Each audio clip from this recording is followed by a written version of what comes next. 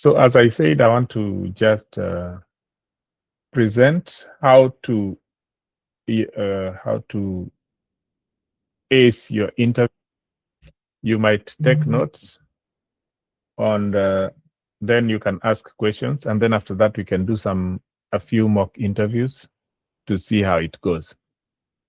So mi naitwa Rashid, niko hapa South Carolina, and I've been doing all this thing for a long time now. Sasa nimekuwa mzoefu. So the purpose of this meeting is to understand what the US schools expect, learn how to answer interview questions clearly, and deal with a checklist and a strategy of how you'll be answering your questions. And I will start by looking at what the US schools are looking for. So I have put these things in 6 different categories because these categories will help you to understand what the interviewer is looking for. And the first thing that you will be looking at is what we call classroom management. How are you managing your classroom? So that is a very important aspect. And in classroom management, they don't just want to look at students are quiet. No. What are the students doing? What is the teacher doing? And what are you doing together? So what roles have you given the kids? What roles have you given yourself? And what roles do you share as a community in that class? So you will here in classroom management, you'll talk about how you manage situations that require discipline. You'll also talk about how you engage students positively, because sometimes it doesn't require just discipline, but it requires praise. How do you praise the kids and how do you discipline the kids? Then number 2 is student engagement. How do you engage the students? What is your style of teaching? How do you ensure that the students are engaged fully and what they call from bell to bell? Are you the teacher who just takes notes? Are you the teacher who gives projects? Are you the teacher who, what type of engagement do you have with the students? Now, the third one is what we call differentiation. And differentiation in terms of English language learners, in this place, there's a lot of English language learners. That is children who come from communities that don't speak English. How do you, I will share this video with you. I will share the presentation with you, Purity, so you will always go back and refer to it on your email. Thank you. So English language learners, special education kids, and gifted and talented kids. Those are 3 types of kids that you must show that you know about them. So English language learners are those kids who do not understand or have very little English skills. So how are you going to teach such kids? Special education kids have what we call individualized education plans, IEPs. How are you going to manage their IEPs? Then gifted and talented kids are these kids who they complete their work early or they do their work very quickly and finish. How are you going to help them so that they don't get bored in your classroom? So those are the 3 types of differentiation we're talking about. Then the 4th thing that the US school is looking for is your lesson plan. How does it look like? What is the structure? And how are you aligned to the teaching standards? Now in Kenya, it was called syllabus. I think they are coming back to standard with the CBC, but they are just looking at how do you then look at your standards and draw your lesson plan. Is it drawn by not the district, but is it drawn by the department and then it's given to you? Are you the department chair who draws the lesson plan? What do you take care of? What materials do you include in your lesson plan? So those are the things that they're looking for. Then number 5, we look at what we call data-driven instruction. And data-driven instruction means you give a test today And then within 20 minutes, you have maybe you have already looked at the test and now you have results. How do you use these results to teach the next lesson? That is what we call data-driven instruction. You're using the information that you get from the performance of the students to ensure that your next class succeeds. So, for example, you're teaching geometry, and the topic is angles, and the children cannot identify how to name an angle. You give them a test, and the performance is 20%. That is the average score. So, how is this data going to help you to make a next instruction? How is this going to inform your lesson plan? Are you going to continue with your lesson, or are you going to create a new lesson and find another way of teaching angles? Because clearly, these children did not understand what you're talking about. And then the last one is collaboration and professionalism. Now, collaboration and professionalism is about how do you relate with your friends? How do you relate with your how do you relate with your Sarah's not taker? Okay, let me include that. How do you relate with your friends? How do you relate with your colleagues at work? How do you relate with teachers around your school? Not just your district, but how do you relate with teachers around, for example, in your county? Those are collaborations. And it's not just about being being a good collaborator. What aspects of collaboration do you use? Do you take kids and say that, hey, we are doing this topic, can you also tell us what you're doing in this topic? Or do you share notes? Do you have ideas of collaboration?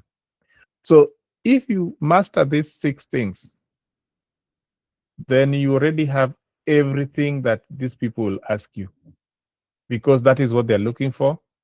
And you can always see how to get into a question asked. That question will fall most probably in these 6 categories. I'll pause for a minute for any questions, and then we move on. So I'll give a minute if there's anyone who has a question on, or maybe one wants me to be clear on something that we talked about here.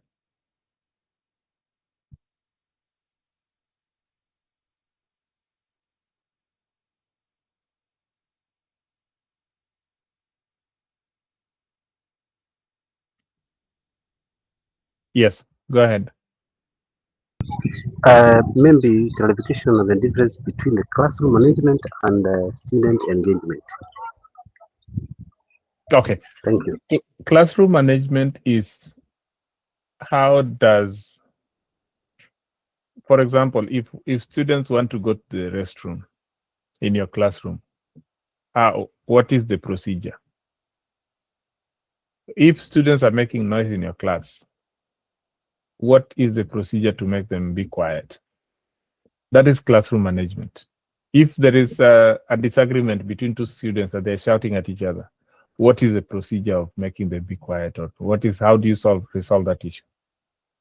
So those things that go with just general, not academic, but general ways of managing a class, those are the classroom management issues. Student engagement is academic in nature. That is, how do they take notes, how they present their work, anything that is academic in nature is student engagement. So the way you engage your students is, how do you, when they get to your class, then how are they academically motivated the entire period they are with you? That's how you differentiate the two. One more question. Yes, Grace.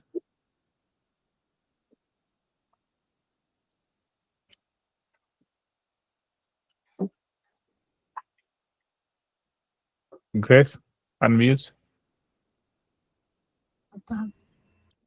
I'm saying, Mm-hmm. hello. Yes, yes, now we can hear you. Yes, there's a question I came across while I was filling the internet forms, Mm-hmm. and it was asking about how I will go about discipline. Mm-hmm. And the way we do it in Kenya is, I think it's different from what is done in the US. Mm-hmm. Like here in Kenya, sometimes we cane them, but I know there, I think there's no caning. Mm-hmm. Hata So Kenya I kuna think Kenya. I would like you to highlight how you people do it right there. Oh, so for discipline here is very structured. That is, we record, we have a system, a computer system, an application where any infraction, it's called infraction, any infraction that happens in your class is recorded. That is, Jane has pushed Tom. Mhm. First, you have to record that in the infraction register. That on 13th of April 2021 at 3:14 p.m., Jane pushed Tom. It was Jane's fault because I saw Jane pushing Tom. So Mm. a referral. In this system, they call them referrals. So we have either minor referrals and major referrals. Minor Mm. are things that the teacher can manage in the classroom. You just repeat and say what you did. Like, oh, Jane pushed Tom. So I called Jane out of the classroom and I gave her a warning about pushing because our rules in my class say that there should be no hands. Keep your hands and your feet to yourself. So that is how you manage such type of discipline. You either record them, warn the child about it, but you also have your discipline management such that minor discipline issues you handle in your classroom, major discipline issues are handled by administration, but both of you always call home to tell the parents about what happened. So if Jane pushed Tom, then you call home and tell the parent that, hey, today Jane was not in a good mood and she pushed Tom, and maybe if she gets home, you could have a word with her and see what was happening. So that's how you manage a discipline situation here. You do Okay. not uh, push, or you do not put your hand on the kid. Okay. Thank you. Asante. Esther? Yeah, I was wondering about the differentiation in terms of the ELL and the Mhm. gifted and speed. So how do you manage that? Okay, so differentiation for English, ELL is English language learners, and I said these are students who are new to the country or maybe new to the English language. And the way you manage ELL learners is you give them a translation of the work that you're doing. So, for example, most of them they're always Spanish. So you can get a dictionary, a Spanish English dictionary, and now we're using online. So there's a online translator, so that when you're giving instruction, you give them ideas. You go through the instruction and tell them, hey, this is we are now talking about angles, and angles are called this. And then you must also do a lot of you know how do you call it, non-verbal communication. You must show the angles, draw the angles, but most importantly, give them translation. That is ELL learners. Show them how to how important words in your subject can be interpreted in their subject, in their language. Now, the special education learners, or the SPED, or are learners with disabilities. Unfortunately, in Kenya, we do not give emphasis to learners with disabilities. But in this country, at least in your class, you'll have 6 to 8 learners who have disabilities. And usually there is a special education teacher with something called an IEP, or an individualized education plan. And this teacher will give you a list of items that you're supposed to do with this kid. Like this kid, for example, if they have a disability on learning difficulty, then they will tell you that this kid, you must give them notes. These notes must explain how everything is done step by step. Or this kid, they must be handled they must get frequent breaks. So every 10 minutes, this kid is allowed to go outside and maybe, to get a rest. Or this kid that cannot handle high noise levels. So if there's noise in the classroom, this kid has to be removed from that situation. So they will give you a way of managing the special education kid. Now, for the gifted and talented, most of the time it's about giving them more challenging work, because if you're gifted and talented, you tend to finish up the work faster than your peers. And also, we do not want to overwhelm them with work. So we just want to give them more challenging, maybe the same, you're teaching angles, but for the gifted and talented, you're teaching them, maybe today you're teaching how to name angles, but for them, you're already teaching something else, like how to add up angles, or, get vertical angles. You are teaching another skill that complements what you're teaching all the other kids. So that would be how to manage the 3 different levels. And Jacob, and then I go to the Torah.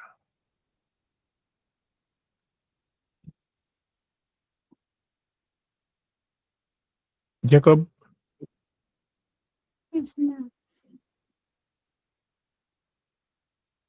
Haya, Jacob amepotelea mitini. The Torah? Yes, hello Rashid. Hello. My question was concerning discipline. It is almost that of Grace, concerning maybe you are teaching in class and then you find this learner with the kind of behavioral disorder, and the learner may try to confront you or disrespect you in front of the other learners. So before you go to issue of recording and referring, like you explained earlier, what should you do on spot so that you calm the student first? That's under classroom management. Yeah, so maybe they want to pick a fight with you because they have some disability. In that case, you will have been taught how to restrain the learner. So if you cannot restrain the learner, all the school all the school classrooms have a way of calling the administration, because that is not your role as a teacher. So, and also you don't want to engage in a power struggle with a learner. So if a learner is becoming unmanageable, if they cannot just listen to your simple instructions of, hey, just be quiet or sit down or do this, then you have to straight away involve management. And in our school, there is a button that you just push and someone will come into your class. In other schools, there's a way, but there's always a way that you can summon the administration and the security as soon as possible. In our school, there's a button. It's called a blue button. If you push it, they will be there in the next 30 seconds. There'll be a police in your class. There'll be the security in your class. There'll be like 4 people will be in your class in the next 30 seconds if you push that button. And that they will take care of it. Now, that is not your problem anymore. So they will, if the learner if it's an issue of the disability causing this, they will go and assess. There is a school psychologist who will go through it, and if it requires medical attention, they will take it to medical attention. But don't think that you are Moses ama ni nani wale wa Biblia ule alisave watu. Don't think you're the one. You will not save everybody. What you will do is what is professionally acceptable. You'll only be the teacher in that class. You're not going to be the doctor. You're not going to do the everything. No, you're just the teacher. So if the kid does not do what is expected and they are not listening to what you're saying, be at liberty to call your administration. Okay, thank you. Asante. Now let's move on now to the next part of my presentation. which is the interview formats. You see in the group, many people are asking, oh, niko na hii interview. Sijui, what is the question? What niko na hii interview? Now, we have already talked about the types of ideas they want from you. So these are the interviews that you will have. First of all, there will be something called an HR screening interview. And this is the one that Faces is doing. This is the one that TPG is doing, the one that PACT is doing. Those are just screening interviews. Screening interviews take very little time. They take like 5 to 10 minutes. They just want to hear you speak. They want to gauge whether the children can understand what you're saying. That's the main intention of the interview. Now, as Kenyans, we always tend to tunaanza kutweng. Unaanza kusema, oh, you know what I'm saying, nini. Unaanza kuongea kama watu wa huku. Please avoid that. Just speak clearly. And they say that Kenyans speak very fast. So don't speak as fast as you usually speak. Just be very clear, be very deliberate. Don't worry about your English. Usiseme ati sijui I want to speak like with my nose. Don't speak with your nose. Speak just the way I'm speaking, Sahi. Don't speak any different. I've been here more than 8 years and I'm speaking that like a Kenyan. Mimi sina hiyo story ya sijui hizo vitu zao. Do not think that your English will be, that they will despise your English, okay? So just be clear in the HR screening because that's where they gauge whether the children can be able to understand what you're saying. Then number 2, if you pass the HR screening interviews, that is you go to Faces and Faces says, oh, now you're okay, you will be given something called a principal interview. Principals are the kind of the people who determine who gets hired and who doesn't. So if a principal says, I want this person, then you can be hired. HR does not really determine whether you're hired or not, because the principal is the one who tells the HR, I want this teacher. So if you convince a principal, then the HR will hire you, because HR kazi yake ni kuhire the people who the principal thinks will succeed, make him succeed or make her succeed. So principal interviews are usually very detailed because the principal wants to see whether he shares or she shares their vision. You share the same vision, the two of you. And most of the time, it might not be the real principal. It might be the assistant principal. But they have delegated authority. So the assistant principal will just be like, okay, this is the person we want. And the principal will go with it. So principal interview. Then the next one is called a panel interview. Now, panel interview is when you are, they mix up. The principal is here. The HR is here. There is a teacher, subject teacher is there. And maybe there's one more person. They might just get one more person to make it look nice, okay? But then the reason why there's a panel is the HR will look at, is this someone who can fit into our system? The principal will look at, is this someone who is bringing in the values that I need? Then the teacher will look at, is this someone who knows their subject? So the questions that the teacher will be giving you are things to do with the content area. The principal will be giving you things to do with the classroom management and all that. Then the HR will be looking at things to do with your qualifications and stuff like that. Okay. Then there is something called a demo lesson.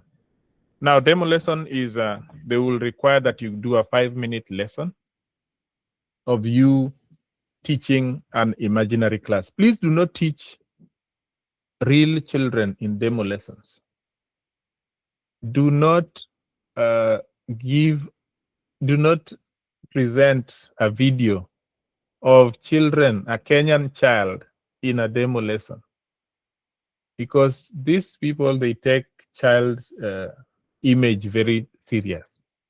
So if you're presenting a demo lesson that has Kenyan children, along with that demo lesson, you should present forms from parents that have allowed you to use their children as demos. And you must show them those forms that the parents have signed that I can use their children's image. So do not use children just to be a dummy and just be talking about imaginary children in an imaginary class. So demo lesson and teaching video is the same thing.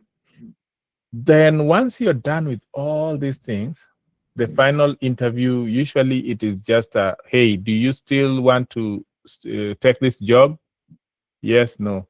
Then also the contract steps, like this is how you'll move on. We shall sign a contract and then we'll take it to our lawyer or whatever, and or DS 2019 or whatever it is, they will show you the contract. So that is the format that of the interviews that you may be facing. Is there someone who has looked at this and there is something that I have not touched on interviews, the types, not the questions, but the types? Or you don't know where your interview is and now you want to kind of place it?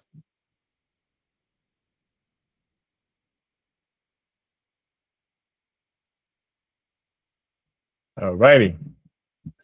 So let's look about documents you must have ready. The first one is you must have your CV. And usually we say US format. US format is just simple format. Yes, Jacob.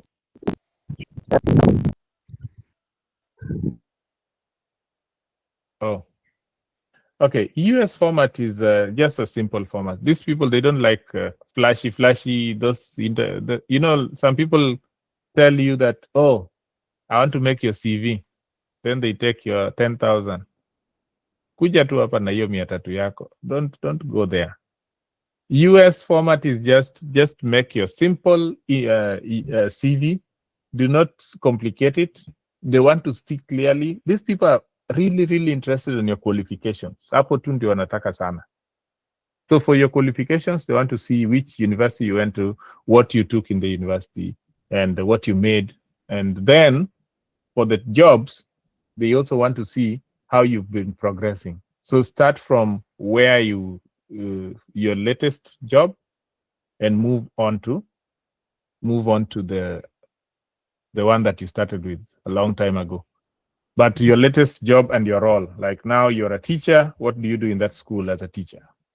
Then the previous job, you are a whatever, a mechanic, what are you doing? Then the previous job, then the previous job. Mercy?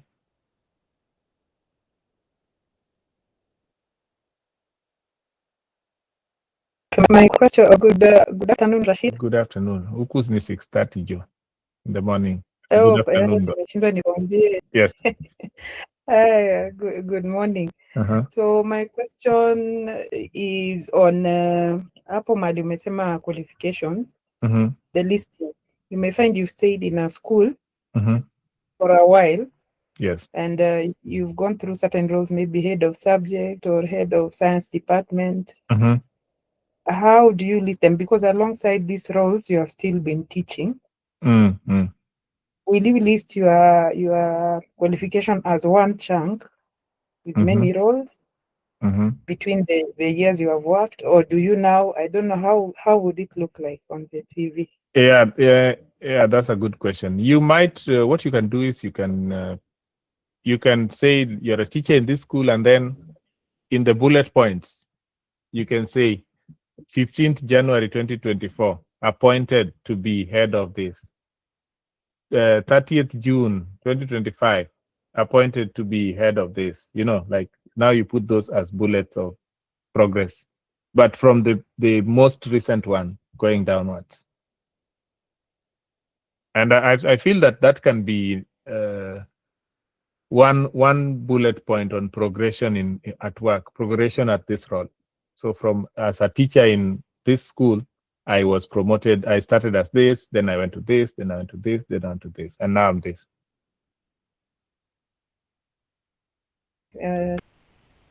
Thank you. Asante.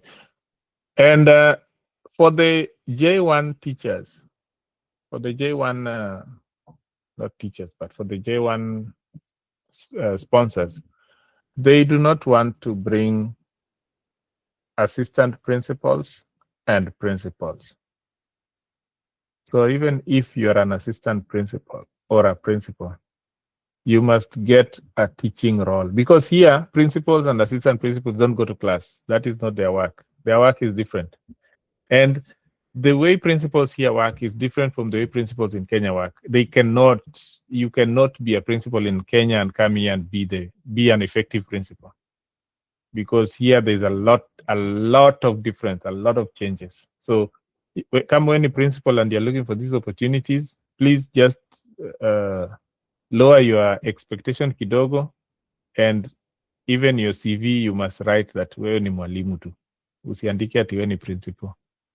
So just leave it at maybe head of department, and then because if you move to principal level in this in their setting, the way they understand it, if you move to principal level, then you are no longer interacting with the kids academically in the classroom setting. You're just dealing with management issues. Any other questions on that? Then you need a cover letter. And this cover letter, please don't use AI. Okay, I know you can use AI to make the English look nice, but don't tell AI, write for me a cover letter. No. Because what happens is that AI will just give you something that is generic. So the trick is, andika tu hiyo cover letter na hiyo English yako mbaya. Andika tu. Ukishamaliza, then you put it in AI and tell AI, edit this cover letter for a job, but do not change my tone. Now AI will make the good English for you. That is something you can own. But if you just type in the AI write for me cover letter, it will write its own things, and then you'll push it, and then these people will see it and they'll be like, hey, in AI, then they push it aside. Instead, write your cover letter the way you want it, the way you would have felt it. And then if you want to, now you can give it to AI and say, AI, edit for me this cover letter to make it presentable. Then it will edit for you very nicely. Now, degree and transcript, and this place they call degrees diplomas. So if they tell you to send your diploma, they mean your degree. The way Kenya we say degree, they say diploma here. So your diplomas or your transcripts, make sure that you have them. Usually there is the diploma certificate. The certificate itself is called a diploma certificate, and then the transcript is just the A, the B, the C, the D thing. Then teaching license. In Kenya, TSC is the issuer of the license, and that is the license that makes you eligible to teach.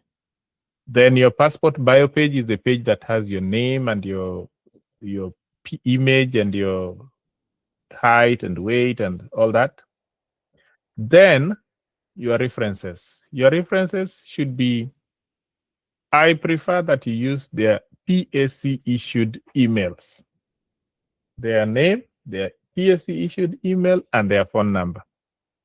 Because these people have noticed that people are now just putting their friends as their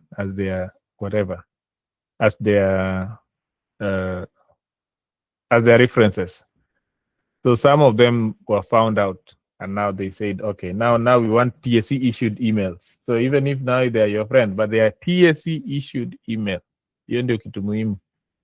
That is it. Any questions up to that point?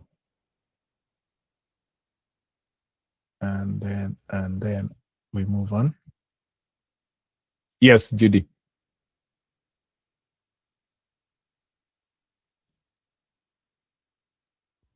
Thank you, Rashid. Sorry. I wanted to ask if you've been working with the TSC, but you've been working as a teacher in private setup. How do you go about it? Because at this point you don't have maybe principals with the TSC numbers who can be your references.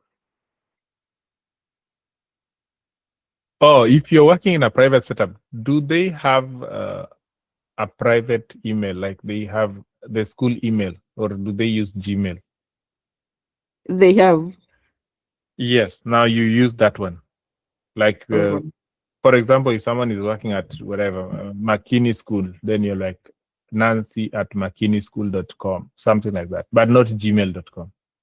All right, thank you. Yes, yes. Nancy sema, nimetumia jina yako juu nimeona umeweka mkono juu.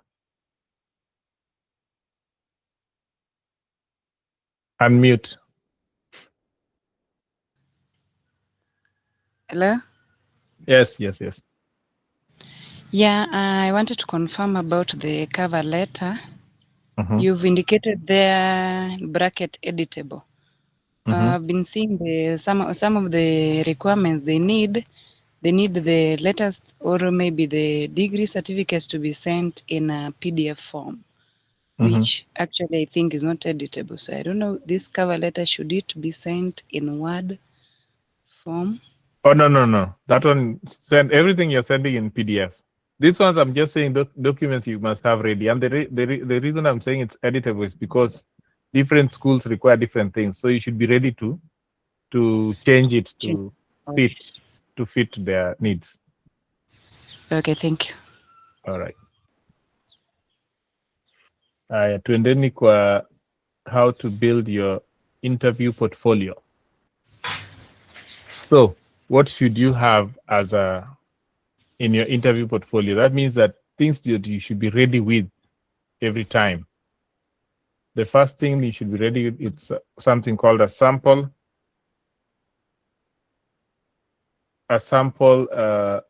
lesson plan. Okay, so a sample lesson plan is you'll draw a lesson plan of your subject and think about the lessons that you enjoy. Please do not put difficult things. Just think about things that you enjoy teaching and draw lesson plans for them. Hiyo utafanya leo jioni. Just do like 4 or 5 lessons that you enjoy teaching and just draw a lesson plan of, this is how I would teach this thing. And now you can go, if you claim that you're teaching high school, you can do Form 1, Form 2, Form 3, or now they're saying class 9 or whatever, grade 9, grade 10, grade 11, grade 12. Do one lesson for each grade that you enjoy and keep it, so that in case they ask you for a sample lesson plan, you can quickly give them the lesson plan. The second thing is something called a classroom management plan. Now, classroom management plan are things like how children come to your class, how they exit your class, how they ask for permission to go out, like how you manage your setup. If you get into your class, how do you manage it? Those things, those details, write them down so that you have a classroom management plan. And the most important thing is also, how do you deal with behavior management? Like, what is the first warning, second warning, third warning, fourth warning? What are the consequences of the behavior? That gives you the management plan. Also, things like assignments. How do you give assignments? When are assignments due? Do you accept late work? Those are classroom management issues. So draw them out, write them out, so that you can now know that, okay, in my class, these are the things that this is how I manage the classroom. These are the things that I accept. These are the things that I do not accept. Then number 3, write something on differentiation examples. Now, differentiation examples, tumeshasema differentiation, one was ELL, one was SPED, one was whatever, the bright kids. Now, The gifted and talented, thank you. Gifted and talented kids. Now, make differentiation examples for the 3 levels and say, if I have a kid that is gifted and talented and I'm teaching this lesson, this is what I would present to them. Now, if they are in ELL, these are the core words that they have to know. And this is how I would translate it to them. Then again, the 4th thing is assessment examples. which are the assessment issues that you're going to cover. How is it going? Is it going to be a summative assessment or a formative assessment?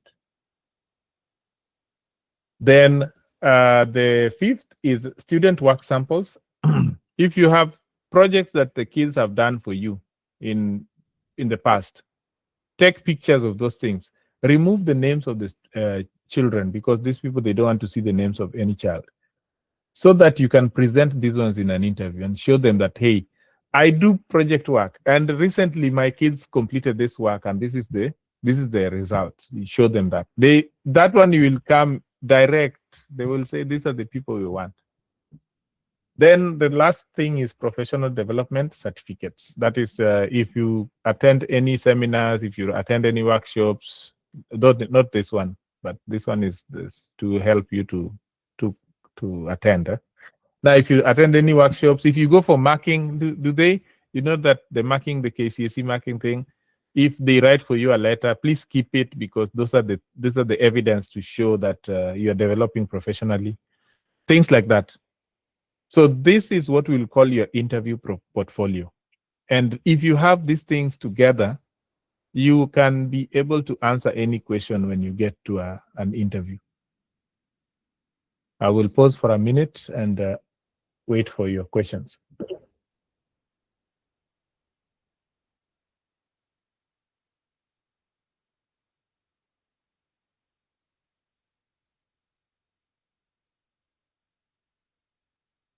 Jacob endelea. Yes, thank you very much. Maybe you can give us an example of because relevant in terms of this classroom management plan. Oh, you're in a Sampling, very windy place. Ebu, say that again. I'm in a very windy place. In fact, I'm saying, Yeah. is it possible to give us a real example about the classroom management plan? Yeah, I can Thank you. share a sample. I can share it later, though. Yeah, I'll share one later. Okay. Yeah. Okay, thank you very much. I appreciate it. Okay. Any other questions? Michael? Okay. How are you, Rashid? I'm good. I wanted to know Uh-huh. an example of a student work sample in mathematics. Oh, student work sample. Yeah, in mathematics. Like me, I teach geometries right now. I've been teaching algebra, but I teach geometry. So work sample would be the way they have, for example, if I'm teaching angles or I'm teaching some type of triangle, special triangles, then I can give a project to the kids to name all the special triangles and show me how the special triangles are formed, or derive the formula of special triangle or something like that. Now that's what they do. That would be the sample, the work sample. It's okay. Thank you. Yes. Asante. Esther? I'm asking, for example, for that you've just answered, could we use the work sample for the portfolios that we give in class for projects? Yes. Learning. Yeah. Yes, you can. But now the result, not the teachers, like there's the teacher presenting the work and then there's the student giving you the answer. So the student's answer is what you want. Yes. Okay. What about the lesson plans you've talked about? Do you have the same lesson plans as the ones we have in Kenya? Pretty much they look the same. There's just ni Kiingereza too, but they look the same. Yeah, they look the same. So if you have a lesson plan in Kenya, don't worry about retrofitting it to look like the American version, because it is just a good enough. If you look at the lesson plan and you put all the sections that you're required to in the Kenyan version, it is good enough. Don't go looking for other things.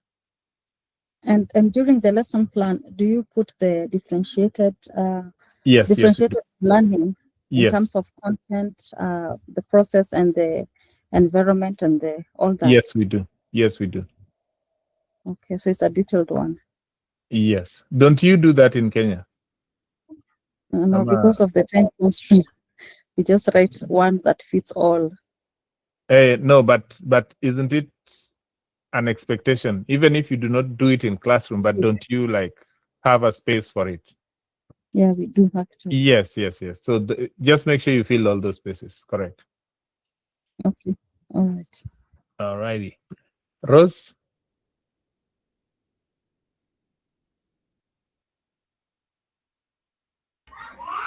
Thank you, Rashid. How are you? I'm okay. My question, I wanted to ask something about the sample lesson plan, but I've heard it's already asked.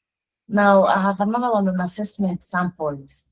So if I wanted to put this in my portfolio, do I take an exam I've prepared, say maybe a format exam, or how do I present the sample? Yes, it is an exam that you prepared or an exam that you use as your, for example, physics teachers in your school, they have one type of exam. So that would be a sample assessment. So those are things that, but not like the one that the kid has done, just the assessment itself. Yes. Okay, thank you. Yes, and you can do both formative and summative. You can also show them your summative, like once you finish your assessment, then once you finish teaching, how does the assessment look like? All righty. So now we've built a portfolio. Okay, Jacob. Before you continue, I was asking, nowadays assessment, some student work, do you need to have them physically or it be in soft copy so that when they ask for it, I can share the screen, or how do you go about it? I would, because these are virtual interviews, I would want that you scan them and keep them as soft copies. If they want, you can share the screen. But also you should have a physical copy. And you can show them that, hey, here is my assessment that I do. And I already have it in a PDF. Do you want me to share it with you so that you can see it on the screen? Then they'll be like, yeah, sure. And then you share it. And they will be very happy if they see it. Especially if it's a meeting where there's a teacher, whatever, is a teacher representative looking at content area. All right. So before every interview, these are the things that you should. Oh, someone's hand is up. Titora. Yes, I have a question on professional development certificates. Yes. Which kind of certificates can you be specific on so that we can know which one, as we learn, we go for such trainings so that they can have some positive impact on the interviews?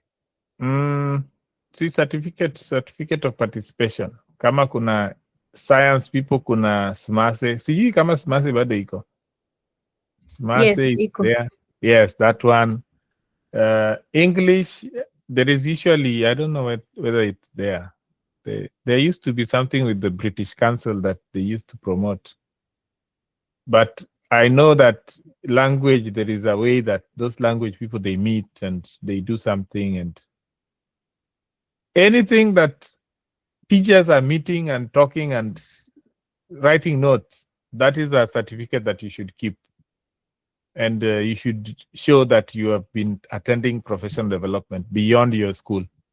Anything. Hata zile za kufanya common setting. Sijui kama bado mnafanya za mock common setting meetings. Those ones.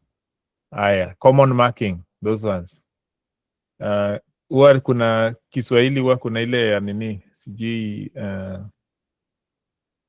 there is something that I used to see people do, that they would do a zonal something, and and then they would have a zonal meeting and they talk about a book, or all those things that teachers, any small things you might even think they are not necessary, easy of you to just keep them. Nancy is idea.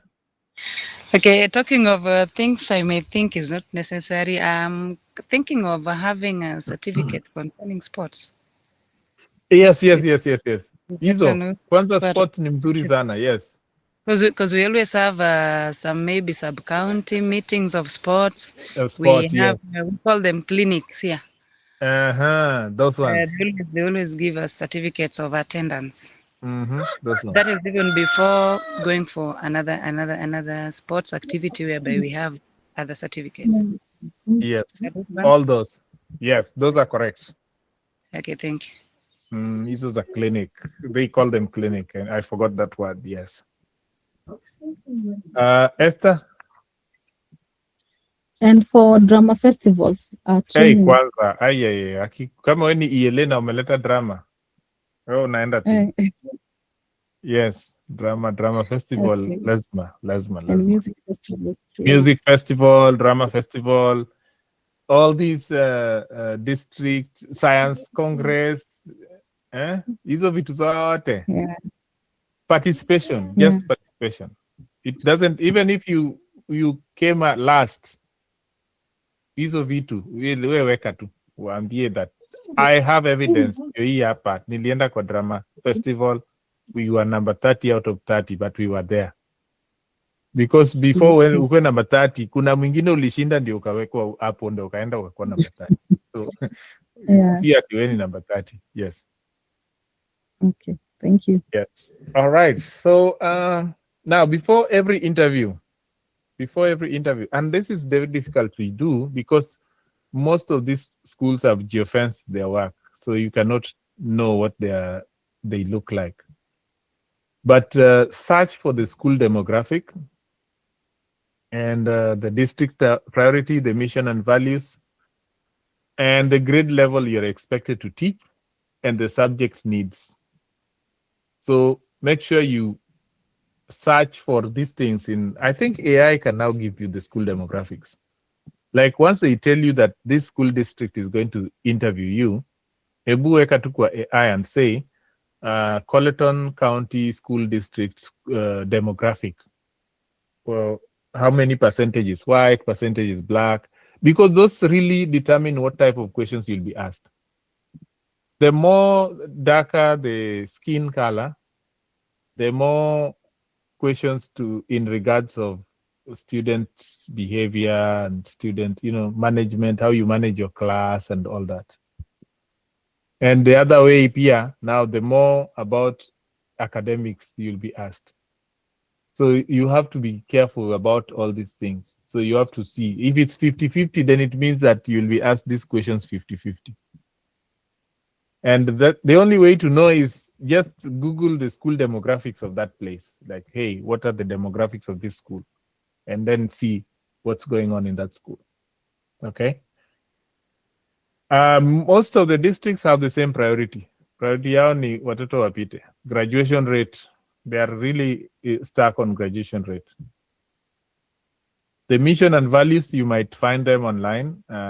It's not a big deal if you do not know what they are. But your grade level and the subject needs is very important. Make sure that you get something called a standards document for that grade. For example, if you're teaching, for those who are teaching younger kids, ndio wako na hii shida. Those who are teaching first grade, second grade, third grade, hapo kuna shida sana. Make sure you know what standard the child is expected to know at that level, because there is a standards document for every grade level. And then there is the programs that we talked about, the ELL, the SPED, the MTSS, and all that. Esther, is your hand up? Ama hiyo ni ya kitambo? Ama tuseme tu, ama uongee tu? Oh, sorry, ni ya kitambo, but I was stuck on hapa document for these standard documents. Where do you get them for the grade levels in the US? They are online. They are online. Yeah, they are online. Remind me to send you. Okay, now it's very difficult to send because there are very many. So I cannot send for all. There are 50 states and there are 1,000 subjects in every state. So, and every subject has a standard. So unaweza nitumia for elementary grade 4 and 5 and 6 gani sasa unaona sasa ni now English, maths.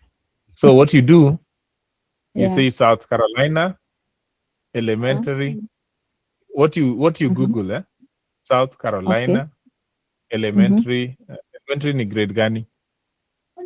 Grade 4, 5, 6 or 5, 6. Grade 4 what subject? Math, science and English. Yes, now you start with South Carolina grade 4 math standards document. Alafu unaenda kwa math grade 4 science standard document. Now you'll find them online. Ziko tu. Yes. So those ones will show you what a child is expected to learn in that grade level. Okay. Thank Na you. ni hiyo CBC yenye nasikia mnapiga. It is the same thing. Ni hiyo tu kabisa. The same thing. Wow, that will be easier. Aya, Roslida. Okay, thank you. Pardon my ignorance. I'm wondering, what is this MTSS? Multi-tier support service. Okay. That is how you manage to support learners who have different abilities at different levels. Okay, so here is where the gifted and talented fall. Yes. I think they're at level 3 or level 1, one of them, yes. Okay. Thank you. Some schools call it MTSS. Okay.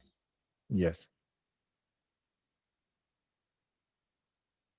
Aya, sasa tuende kwa top interview questions. I think I've now given you a background of interviews. I've given you a background of what you need to prepare for so that you already know exactly why you are going for the interview and you're now prepared for the interview.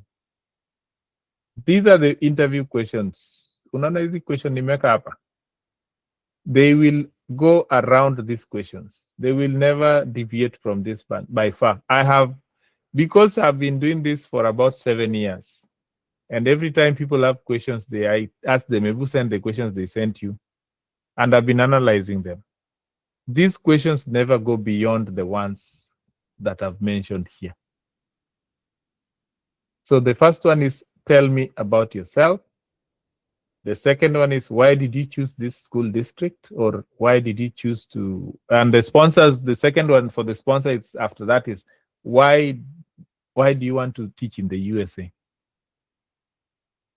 Then the third one is, give us how you manage your classroom, or what are your approaches to classroom management? And then the fourth one is, how do you plan your lessons, or what is your lesson planning process, or something around how do you drive your lesson, or something around your lesson. Then the fifth one is, how do you differentiate instruction? How do you differentiate content? How do you differentiate environment? Then the fifth one is how to teach English language learners. Then the sixth one is how to drive data, how to use data to drive instruction. Then how to handle challenging behavior. And then how you collaborate with colleagues. And finally, your strengths and your weaknesses. Wenye wameenda kwa ma interviews, hizi ndio vitu muliulizwa. Hebu mushuhudie. Yeah, hapo ni ukweli. Those are the questions you have been asked on several occasions. Yes, this is Kwanza hapo kwa how strength and weakness. Hapo ni mbali zaidi. Yeah. Strength, anasema I am not strong. Mama sijui nasema. So those are the things I want to, if you are on a phone, you can take a screenshot of that so that you keep it, because those are the things that you need to be thinking about.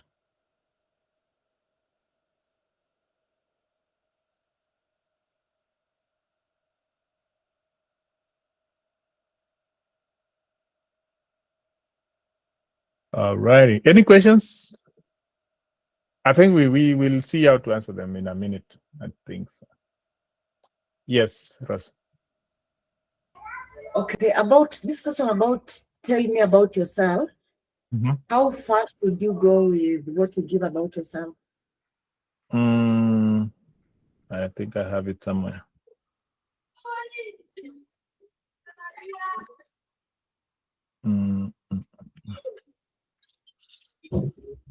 Okay, here. In my screen now, this is the tell me about yourself thing. You will talk about your teaching role and your experiences, your strength and your classroom style, the impact that you've had in your school, and why you want the opportunity. So, kizungu yako tu izunguke tu kwa hizi vitu. But then, you should not talk too much. You should not talk too little. Now, it is difficult to measure, but don't do too much. Don't do too little. Okay. Thank you. And I have written this as a 60-second introduction, but at least 60 seconds might be too little. Sometimes you've been teaching for 25 years, and now someone wants you to talk about yourself. You might have to go for 2 or 3 minutes and just talking about how you've influenced the world in the 20 years that you've been teaching. So don't limit yourself to at 60 seconds. No. That might not be very feasible. So Rashid, you won't even mention your name first, will you? Oh no, you will. Yeah, you will. So you'll say your name and what you do and how long you've been teaching and all that. Yeah. It's just that I did not write that now you say your name here. You do this one here. No, I didn't say that. I just gave you a general overview. See, the thing is, I'm not trying to ensure that all the people that I kind of meet are introducing themselves the same way, So they'll be like, "Ay, kwani hawa Kenya wanna introduce you the same way? They just say the same thing. They say, So I'm trying to give an overview so that everybody becomes creative with how they introduce themselves. Sipiani template. Where are we? Okay, here. There is something I was looking at and niliambiwa kuna kitu inaitwa the best answer structure is called a STAR. That is a situation, a task, an action, and a result. During the interview, when you're talking about your testing, make it a situation, a task, the action, and the results out of it. Like if you use examples and go through the example with the STAR mentality, it comes out more authentic. That is, I was having this issue with this student, and then I told the student to do this, and then after that, this happened, and at the end of the day, the student changed to be like this. So if you just follow that STAR mentality, your ideas will really be nice to they will be listening to you. Yeah. The next thing I was talking about was classroom management. And I think we had already talked about all this, and I just want to now tell you what they want to hear. Clear expectation and routine. Routine is things like how to get into class, how to get out of class, if you want to leave class and there's an emergency, there's a fire drill, how do you get out? If there's if something happens like drastic, like if the lights go out, what happens in your classroom? Those are the expectations and the routines. The routines in your class are: how do you sharpen your pencil? How do you hand in your homework? What time do you hand in your homework? How do you receive feedback from the teacher? Hizo ndio vitu nataka kusikia.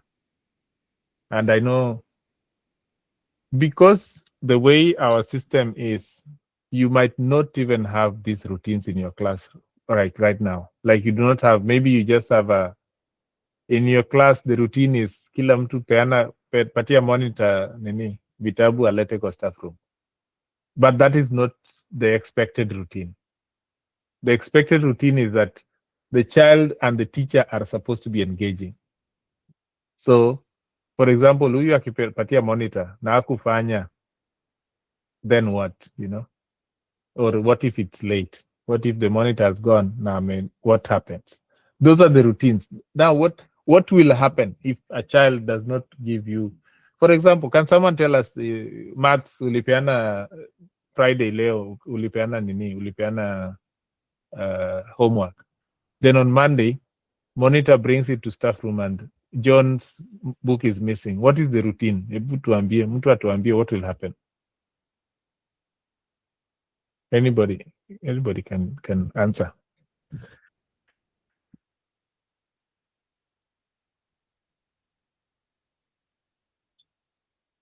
Endelea Masi.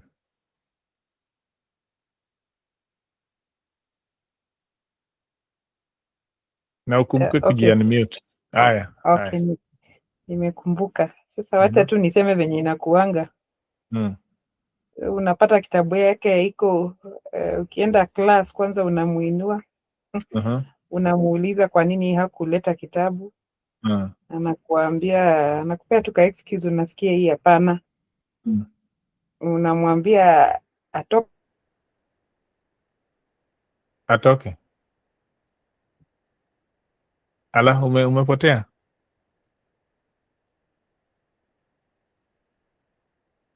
Amepotea, si ndio? Aki, basi ungerudi utuambie story. You're lost. Someone else, as we wait for her. Basi umepotea, imagine. Nimerudi. Ulikuwa unasema ati atoke, aende wapi? Atoke hapo nje afanye, ukitoka class upate kama amefanya kiasi, alafu mtapatana kwa staff room. Okay.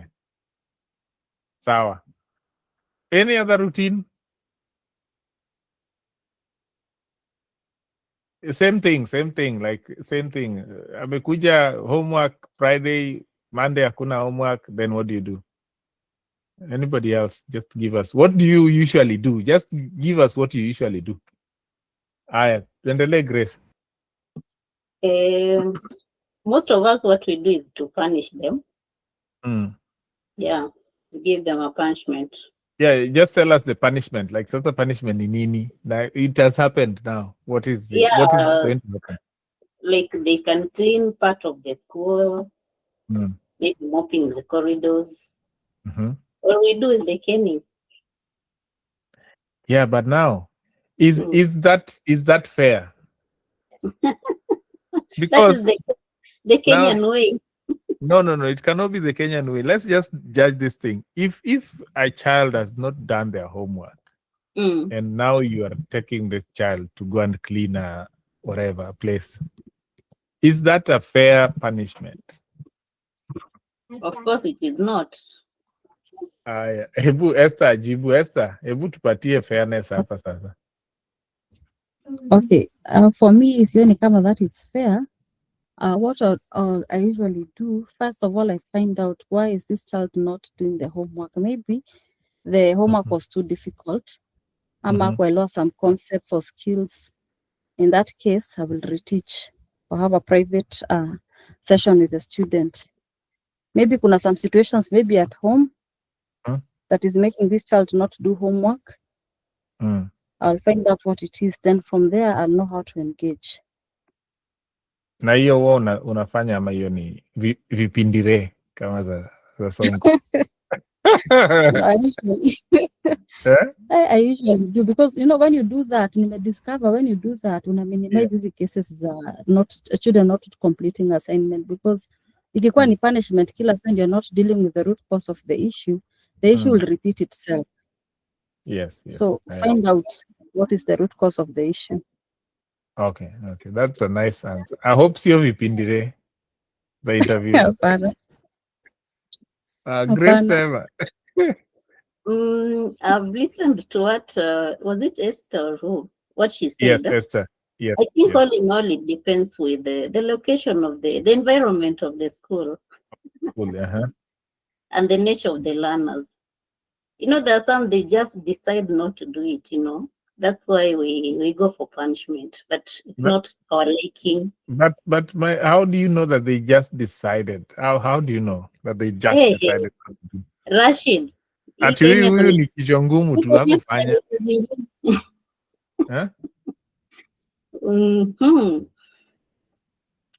See that part is hiyo mimi sikubaliani na wewe. Ati huyu ni kichwa ngumu tu. Ati ni John. John hawezi fanya homework. Hiyo hebu John kimbia tulete kiboko. Acha siasa mingi. Hata mimi nakuunga mkono. Mtu hawezi kataa kufanya homework hivi tu. Anaamua akuwe kichwa ngumu. Lazima kuwe na kakitu kanamsumbua. Yes. Sasa ni muhimu there's really bothering this kid. Then you can assist it there. Yeah. Because ukiona mtoto endelea. The teacher might be the problem, or the problem might be coming from home, or her peers might also be there. So shinda inaweza toka bahali po. So it is advisable. Ukiona mtoto amekataa kufanya homework, get to know kid failed to do the homework. If it is something that mimi kama mwalimu ndio responsible, I take responsibility and try to. Kama si pande yangu, kama ni pande ya kutoka nyumbani, I do some counseling and also maybe kumwelekeza kwa the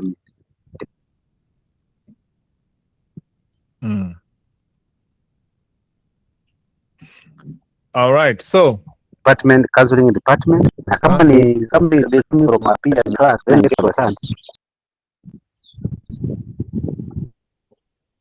Ni kama hiyo nini yako ina katika.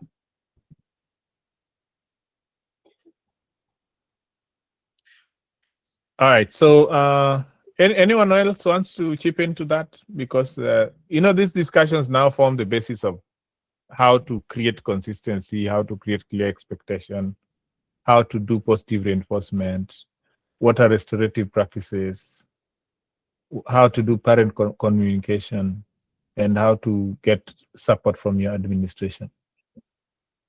Because unaona huyu John unasema afanyi kazi. Huku ukifika utapata John 20. Now you have punished one John. Now tell me, what will you do to the other 19? Esther, endelea.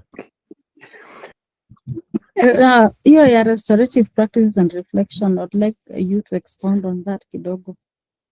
Oh, so those are just like, now we are talking about John. And we'll use Grace because she's the one who has said that I'm punished. But now we can go back and look at, was this a fair way of dealing with it?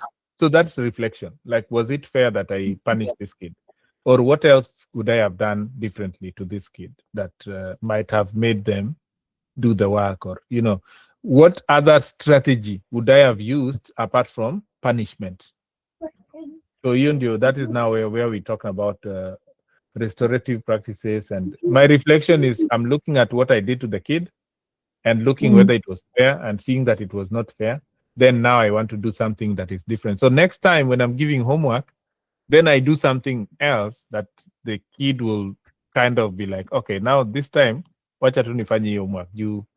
Huyu mwalimu ni kama kuna kakitu kamemwingia. Okay. Grace anataka kujitetea. Okay, Rashid. Yes. Oh, what I said was depending on where I teach. I teach in a slum school. And the students are a bit hard. So that's what we basically do. But if I'm asked to answer that question, yes, I wouldn't answer the way I've done it. Because they will wonder. So first, when I get like John or several of them have not done the work, I'll find out why they have not done the work. Yeah. And maybe if they did the work halfway, they'll have to explain why. If they didn't understand, I'll have to reteach. And I'll also give them time. I'll create time for them so that they can finish the work they did not do. Yeah, that's according to me. But also, I'll have to involve the parents so that they get to know what is happening. You know, they might have reasons why these children are not completing their work.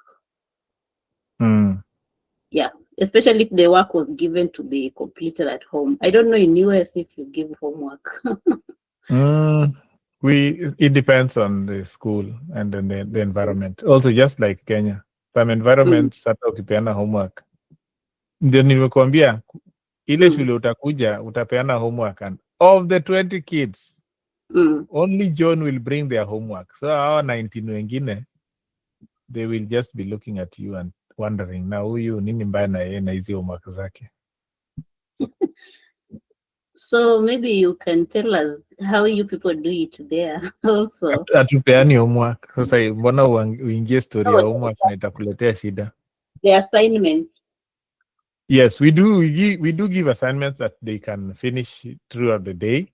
But if they cannot do it, then we have to show them how to do it. Okay. And surprisingly, now the J1 teachers are taken to schools where there might not be enough teachers. So they are kind of struggling schools. So that means that they have also struggling children. So you might find that in your class, ukipeana assignment, kama hakuna mtu wa kusaidiana, assignment haiwezi fanywa because now they don't know what to do. So hawezi kupunish mtu na ajui kenye kufanya, you know. So they will wait for you and say, now I tried this thing, hakuna kitu najua. So then you have to kind of come back and reteach and, you know, go step by step and put them in groups of 4 and tell them, oh, do this together. To fanya number 1, and that group fanya number 2, that group fanya number 3. Then let's see your answers, share your answers. Let's see whether you get it right. Vitu kama hizo. Instead of giving homework so that they go struggle at home by themselves. Okay. Esther? Okay, kuna swali niliulizwa kwa participate learning the second interview. And they asked me, what if one student asimame akwambie you are the worst teacher, maybe because you're black, you don't know anything, you're illiterate. How would you deal with that in terms of restorative practices and reflection? And that is a very common thing. These kids, once ukituka na hizo venye tunaongea hizi English zetu, they say, ai, kwanza wewe, sisikii kenye unasema, and you are the worst teacher I've ever seen in my life. First of all, it's not about the child. It's not about the child talking. Those are emotions. And do not get overwhelmed by emotions as a teacher. Don't usianzi at yo ni mimi umenifanyia, ni mimi, you know. How can you talk to me like that? Hapana. Don't raise your voice at the child. If it's me, and it happens to me a lot, they're like, oh, you're the worst, I don't like you, nini, I don't care. I usually just tell them, hey, if you need to take some break, enda kunywa maji, urudi. So then we can see how to start helping this, because I know I'm the worst, but I'm the one who is here. So let's deal with me who is here instead of us waiting for someone else. So as I'm here, let me help you to get to the level where you can understand this concept. And then after that, we shall see what to do. Usually I try to de-escalate the situation by giving that child a break, because once a child starts saying you're the worst, wamefika mahali yenye they cannot handle you. You know, in their brain, they want you out of that class. So let them, maybe just give them a break, mpatie pass, mwambie uende ukunywe maji, uende kwa choo, urudi. Then when you come back, we shall talk about this thing. And most of the time when they come back, they are willing to listen to you for a little bit. Okay. Yes. Thank you. Asante. Good. Okay, Mercy. I have a question. Yes. Concerning the part about parent communication. Mm-hmm. I worry about now how the standard day looks like for you as a teacher. At the end of the day, does it mean you are calling parents wale watoto walikuwa unruly, kuna wale walikuwa wajafanya assignment? Do you find that at the end of the day you have to make so many parental calls and follow-ups, or how does it look like for you as a teacher? Not at the end of the day. All our things are done within the school day. So the way the US works is that typically for my class, I have 4 classes in a day, and each class is 1.5 hours. So I have actual class that students come to is 3 classes. And then I have 1.5 hours of something called preparation. So during preparation, that's when you do all the calling, all the CG Nini, all the follow-up and all that. You do that during your preparation. So if the day starts at 9 and you add 6 hours to 9, unapata about 3:45 hapo, plus lunch. Between 9 and 3:45, you have called the parents, you have done everything, and umeshaenda nyumbani. Because for us, when the school closes at 4, hakuna ati nani amebaki ati bado sijui bado na mark hizi vitu. Kila mtu anaenda. Yes. But as you say, every day you have a child, you have to call a parent here, you have to go back and say something here. So you're usually having some back and forth. Either huyu lazima sasa umpeleke kwa admin juu amekuwa kichwa ngumu sana. Huyu mwingine you are now calling parent to give praise that amefanya vizuri. Huyu mwingine you're writing an email to someone because sijui nini imefanyika. There's always something going on. Yes. Do you find it overwhelming, ama it is just manageable? It is very overwhelming. That's why watu wakikuja huku, walimu wenye walikuwa hata kwa hiyo Telegram, they get lost because they find that it is impossible. Yani ni vitu mingi unafaa ufanye. And then given that you're also new, you still want to, develop your own material. Yeah, you want to develop your own structure of how to teach material. So you take a lot of time doing that part also. Yes. Thank you. Haya. Na pia sijui unataka kuleta watoto wako, so sijui bwana pia ndio huyo, sijui visa, yani vitu ni mingi, maneno ni mingi. All right, so we have kind of dealt with all this, and be consistent and be fair. That is more important. Be consistent. Watoto wanaangalia, they just observe. Nani alifanya hivi, hakuna kenye alifanyiwa. Okay. Now I also do it. Then you do something to me. That will be where the problem starts. You will be having problems with that class because they'll say you are very unfair. You just like white kids, or you just like black kids, or you like whatever kids. Okay. Now, the other thing is differentiations. Now, differentiation that we talked about. The first one is special education kids. How do you differentiate? You must take care of their accommodations and modifications. Some require modification in terms of content. That is, you have to give them different type of work with the lower expectations. Some require modification in terms of where they're supposed to sit, where they're supposed to, things like that. Make sure that you're talking about accommodation and modification. Then there is ELL support. As we talked about, ELL is English language learners. They need visuals. They need sentence frames. Kama wewe ni mwalimu wa English na unafundisha ELL, now you need to build sentence frames for them. I dash in the morning. Alafu yeye anaweka I wake up in the morning, kitu kama hiyo. Then there is small group reteaching that we've also talked about here severally. That is really, really encouraged. Then there is extension for advanced learners. And then there is universal design for learning for multiple modalities. That is just encouraging that every child can learn in your classroom. Hizi ni maneno ya differentiation. Wakikuuliza maneno ya differentiation kwa interview, please ensure that you already talk about all this. Talk about how you differentiate for SPED. talk about how you differentiate for ELL and how you do for advanced learners. Aye. Then there is the cultural differences in US interviews, because the Kenyan interviews, they're very timid. We do not like to talk. We just want to you want to listen to the question and ask and answer. But the US, they're very direct. They like direct questioning.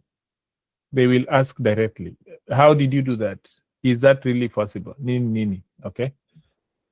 Be clear. Being clear is better than having a long explanation. So be clear. Don't have long explanation, but be clear. Be confident. Be professional. Give examples. Do not give theory. Don't say, oh, Abraham Maslow said this. No. Just tell us, how did you use Abraham Maslow's theory? Then strong communication. Be a very strong communicator. And down there, I've said, be confident and structured. Avoid vague responses. Then common mistakes to avoid. Number 1, talking too long. Number 2, not answering the question directly. Number 3, saying, I don't know without a solution. Please do not say, I don't know for any of the questions that they ask. Then fourth, complaining about your former school. Please do not complain about your former school or any any colleague, or do not complain about your boss. Then Kenya inatuangusha sana ni technology. Weak technology setup. Usually internet yetu is somehow weak in Kenya sometimes. Siku ya hiyo interview is then internet inakataa kufanya. And third, the last one is poor preparation or low energy. That one is also very common with Kenyans. We are very low energy when it comes to interviews, and these people require very high energy. They want to see you. They want to see that vibrant personality in you, because they're imagining that you're going to be in a class full of vibrant kids. And if you bring very low energy, those kids will say they hate you.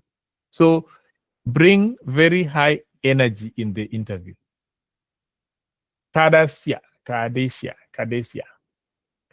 do you say your name, first of all? Hey. Kadesia. Sema. Unmute. Okay. Nilikuwa nataka kusema kitu kwa my name is Hadasia. Yes. Hey. I want to say something on weak technology setup. Recently nimekuwa na interview na participate. The one that lasts for 1 hour 15 minutes. So after like 50 minutes, someone interfered with the Wi-Fi. I was still in school. So ikakatika for about 10 minutes. But I was lucky because I think the guys had already gotten more information from me. So I just reconnected and we proceeded. So we took about 1 hour 30 minutes. An interview that would have taken 1 hour 15 minutes. So at the end of the day, I passed the interview, but that issue of connection, if it messes you, you should be very careful, because I was now forced to do the connection with my mobile phone. Then now, for me to be able to do it, to reconnect. But because already we had talked for almost 50 minutes, so we had covered most of the topics. And that's why we reconnected. I said, I'm sorry. They said it's normal. We know, we understand. And we proceed another like 30 minutes. So that issue of internet, if you have an interview, it's good you check on it. Correct. Asante, and that very good that you passed that interview. But weak technology is something that is affecting us so much. Even sometimes you might have your phone yako alafu inaisha na bundles. Alafu sasa umekaa hapo. Roslyn sema, Roslida.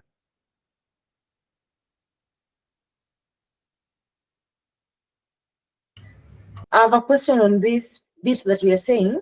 When you ask a question, you don't say, I do not know without a solution. So my question is, supposing I'm not so sure about what's asked, should I fumble around, or should I say, I'm not sure, but I can do a research on it, or how do you handle that? Is it like they've asked you something that you do not know, or they've asked something that you do not have an answer? Something that maybe it's something that applies to them.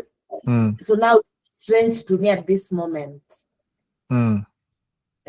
Yeah, if it is something that you've not encountered before, then you could tell them like, I'm willing to research on this and come back to you.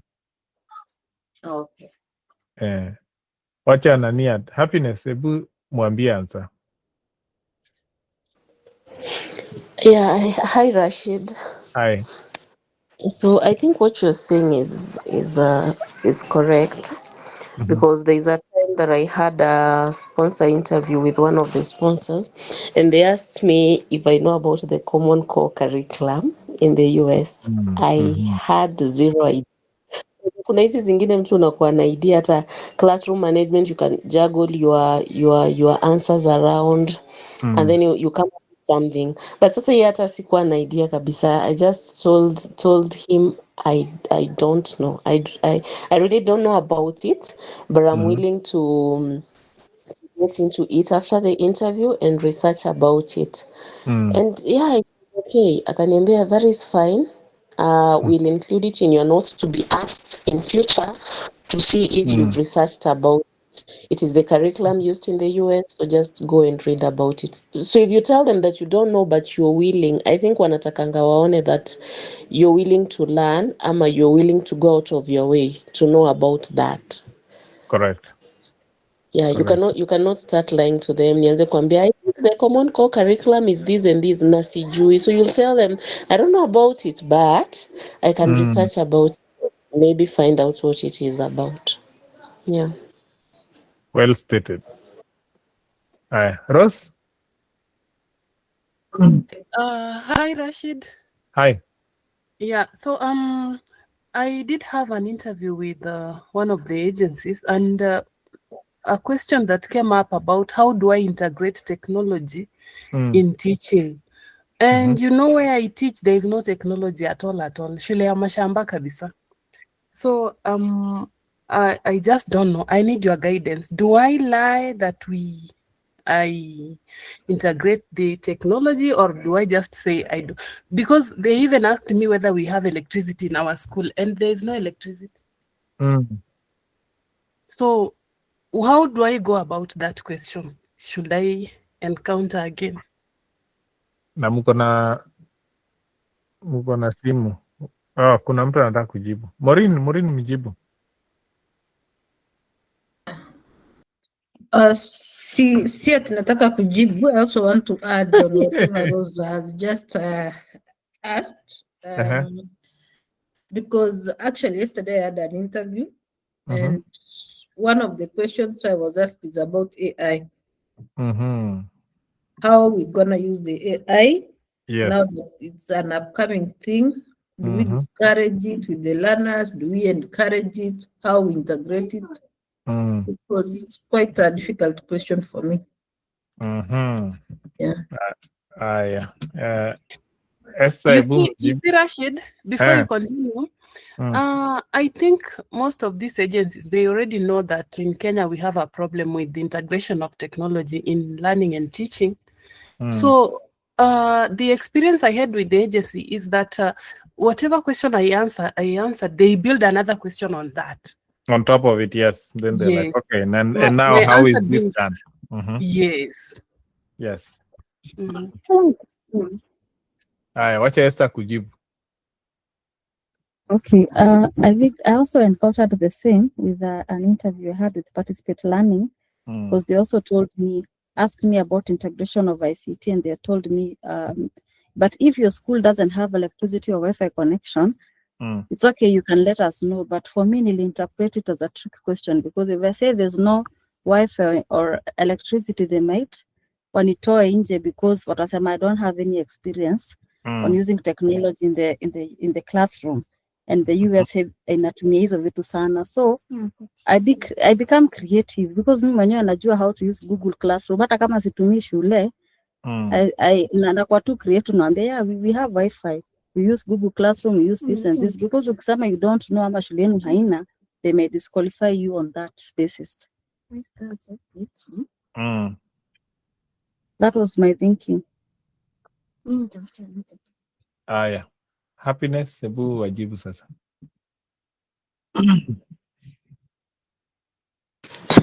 Okay, Rashid, correct me if I'm wrong, but I think from the research I've been doing, I think US schools and HRs and principals really want to feel like unajua technology, hata kama ni kidogo, because I think you use it a lot over there.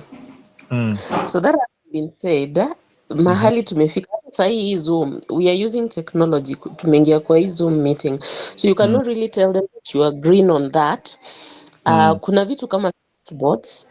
Our country is like a third world country. That one you can just be honest and tell them, I don't know how to use a smart bot. I have seen it somewhere, but sijui, but I'm willing to learn how to use it when I get there.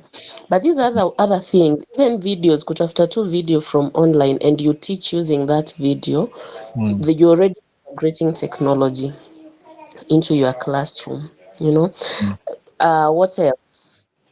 Hizi vitu tu simple tunafanya, vitu zingine zenye mnatumia huko hatutazijua until we get there, so they don't want to hear that you know how to use those technological tools that you're using over there, but are you exposed to technology in a way?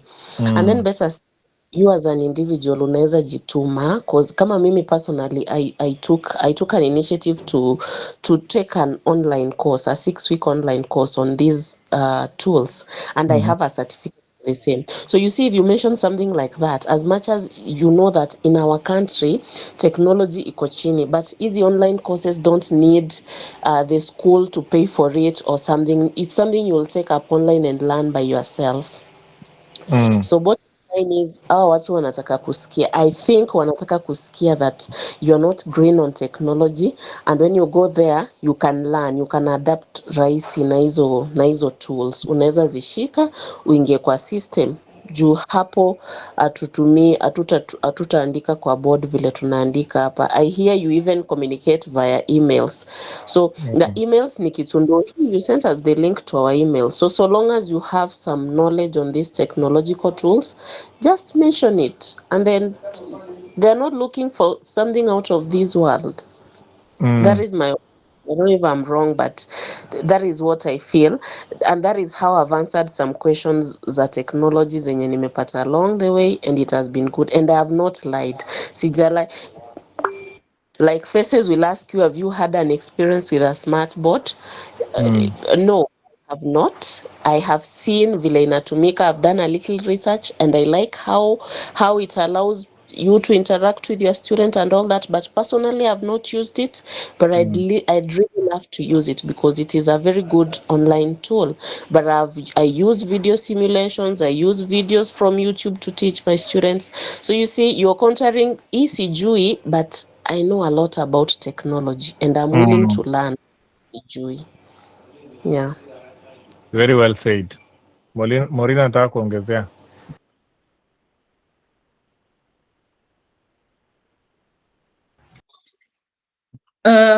Basically, I'm agreeing with what Happiness is saying.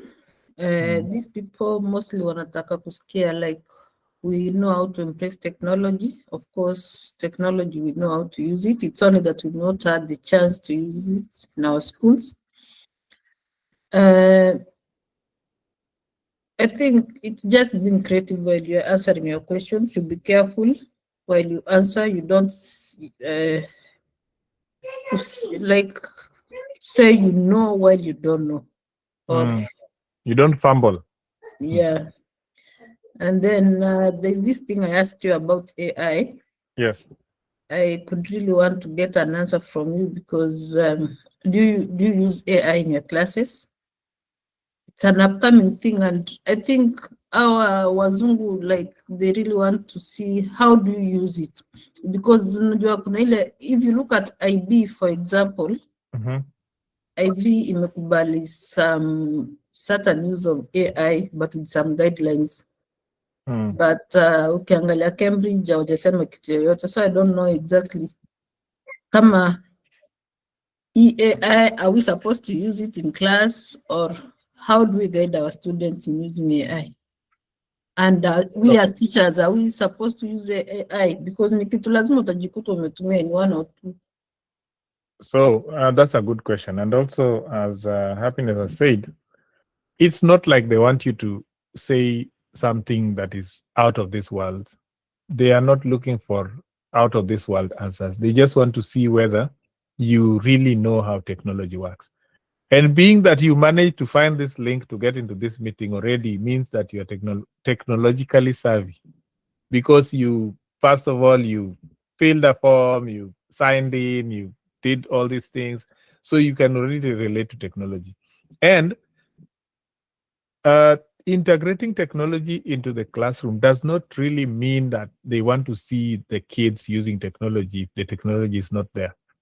So if it is not there, you as a teacher, how are you integrating technology? Maybe you are showing them videos from the internet, from YouTube. Maybe you are communicating with the parents using the technology itself, using phones. So do not just limit yourself to the children using technology. You can talk about the children do not have access to technology, but also talk about, like, if there is a library around you, kuna ka library kamoja hapa, so at least I give them some work to go do some research in a library.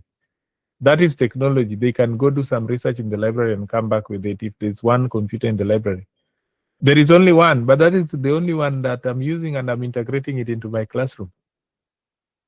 And if you do not totally have computers in your school, you can talk about you having your own and you giving them, showing them videos. And that is good enough, because they will see that, okay, yenye ako nayo anatumia kuwaonyesha. But as someone has also said, please just invest in, going into online classes and showing them certificates that, hey, nilienda kwa hii online class, now I know how to use, I know what Kahoot is, I know what Wayground is, and I can use it.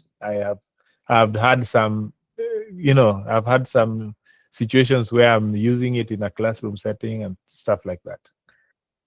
Concerning AI, my school district has purchased an AI, kuna ya kununua na kuna ya free. They have purchased AI for the school district. So the students have access to AI. Teachers have access to AI.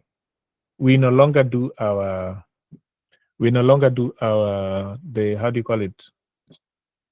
The lesson plans. We no longer write them. AI writes them for us. From the district purchased AI. So it just writes, you just give it this topic, you give it the subject, the grade level. It gives you everything you need to put in the lesson plan. And that has been facilitated by the district. Because the way it is going, if you do not integrate AI into your system, you will be in a position where what you're doing is irrelevant because someone is doing something better. So AI is taking away the 30 minutes I used to use preparing my lesson plan. AI is now has taken over and it's doing it for me. So I am only using about 5 minutes of my time preparing the lesson plan. That means that some 25 minutes have been freed up for me to do some other thing in the class. And the class has so many things that you need to do. So AI is being integrated. I welcome the integration. If I were you, I would welcome the integration and say, I would look for ways of ensuring. In fact, in my class, I give assignments that you must use AI for. I give projects, and these projects, because our kids, they have one-on-one computer. Unakumbuka ile computer one-on-one ile tulipromisiwa Kenya? These kids, they have their computer, they go home with it. And in my class, one of these, I teach geometry, but there's one of the projects that you must use AI for it. And I must see that you used AI and see your results. And the AI is just, you're going to do research, I give you prompts that you can give the AI so that you give me the results of your prompt. Because I'm also teaching them to be 21st century learners. Sio tu kukaa tu ati watu wanafanya AI na AI ni mbaya. No, AI can be good. It can be helpful in the teaching environment. You just need to know how to utilize it. So I agree that we need to integrate AI into the classroom. We need to show the kids how to use AI. We need to show them the, kila kitu. Just show them what to do. I teach them, I tell them to use AI in some other aspects. If they do not understand a question, Khan Academy, sijui kama mmesikia Khan Academy. Khan Academy has Khan Migo, which is an AI that explains every problem step by step. Now, no teacher has the time to explain step by step, and Kamigo can know what your level is and start from there. It can look at you and say, "Yeah, we are add 2 plus 2." So that once in a number line, then it starts at you. Do you remember number line? E number ukienda hivi ni 1 plus 1 inaenda 2, si ndio? Now it starts from there. Which teacher has that patience? And Migo can do this 1,000,000 times to 1,000,000 children at the same time. That is my take. Any additions? The last thing, I think this is the last thing I'm supposed to say, is the questions you should ask. Like after the interview, you should ask questions. They will ask you, do you have any questions for us? Please do not leave that place without asking a question. And these are the ideas that I have thought about. Number one is, what curriculum, what resources will I use? What resources am I expected to use? Are there computers? What smart boards? I hear there are smart boards, computers. What other resources am I going to be given in that school? Number two, how is behavior support structured? If there's a behavior problem in my classroom, what are the expectations of the school? Do they want me to handle the behavior? Do they want me to take the behavior and give it to the assistant principal? What is it? Like, what is the structure in that school system? Then they should tell you that, oh, Hapa, you handle it first. If you cannot handle it, you push it to the admin. Then, what support exists for new teachers? Please don't ask all these questions. Just ask one of them that you feel is really kuingia or that makes you connect with them. So what support exists for new teachers? Ask about the support. Then again, what professional development is available? How can I be developed professionally? Do you have trainings? Do you have seminars? Do you have workshops? What is it? Then the last one that is very controversial, but you can ask is it, what does success look like in the first 90 days? Like for me, when I come to your school, in the first 90 days, how would you know that I'm a successful teacher? Then that is very technical. It requires that they also think and say, oh, if you do like this, then you'll be a successful teacher. Please do not leave the interview without asking a question, because if you don't ask questions, they will say like, hey, who are you? It might be that question that now gives you that one point that was missing. If they say, this one, but the question that they asked was really nice. So let's consider that person. I'll give a little bit of break and then any questions, any additions for me?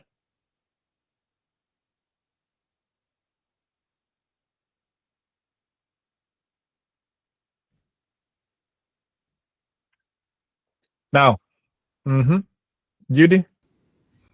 Rashid, maybe before you move to something else, you had earlier on talked about differentiation.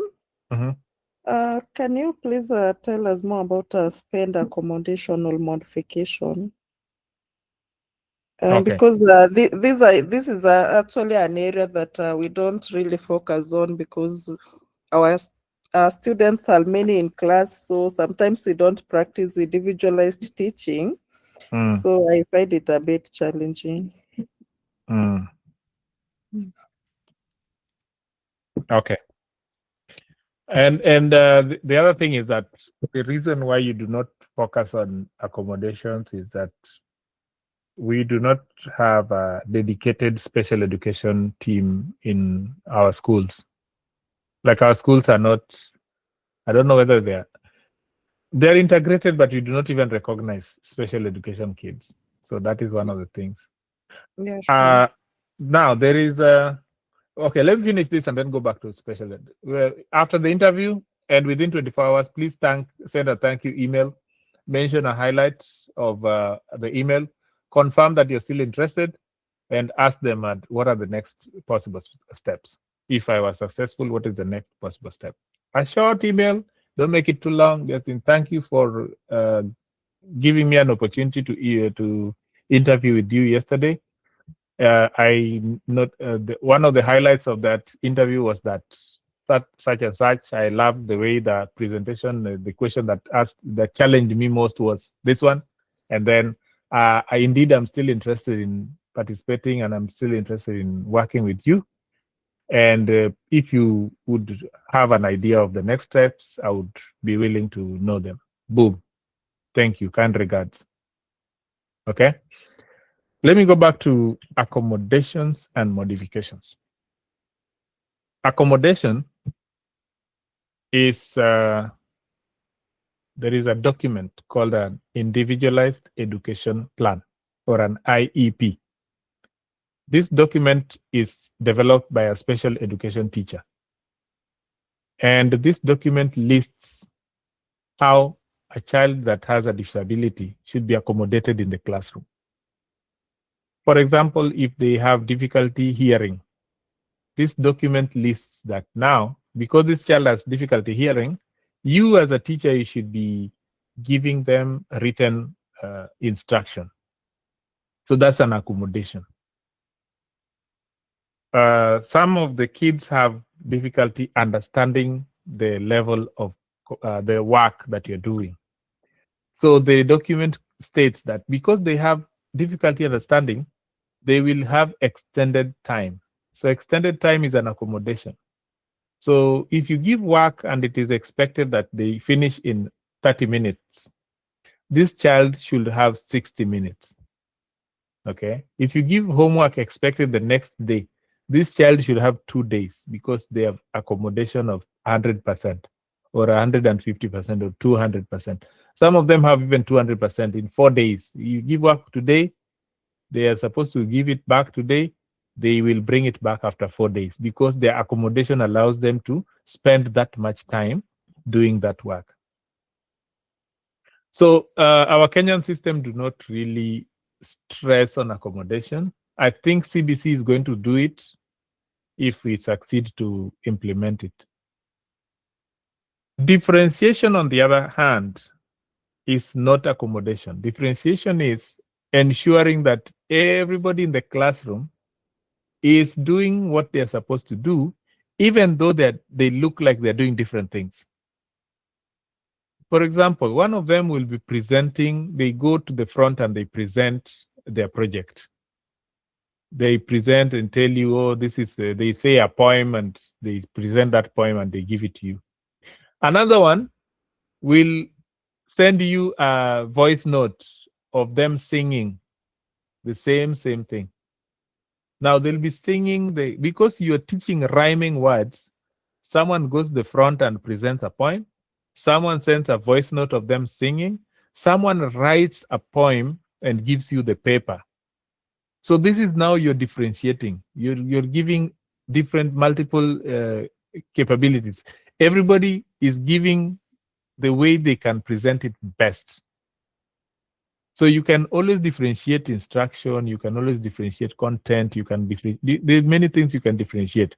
But differentiation is basically ensuring that you're meeting the needs of each learner where they are. But differentiating is done for every learner. Accommodation is done for learners with individualized education plans, or IEPs. So there are two different aspects, even though they all help you to function in the classroom. I hope that makes a clarification. Yeah, that's clear. Thank you very much, Rashid. So on the interview day, please be professional, very, very professional. If you're a man, please kuwa na tie. Have strong internet, be in a quiet space. And if you're a lady, please do not have a headgear that is destructive. This name. this yani yenye sasa badala ya kusikiza sasa wanaangalia tu nini yako kichwa yako I don't know how you call that. Now make sure your camera is clear, your audio is tested. Test your audio with a friend. Make sure you have your resume is ready and your portfolio. Remember we developed a portfolio. Make sure you have stories, at least 3 or 2 star stories prepared, and make sure you have a question. Kama uko na hizi vitu zote umemaliza. Now, I have taken 2 hours to present this thing. Sasa sijui kama tumebakisha, we can do like a 15 minutes or maybe 20 minutes of practice 5 questions.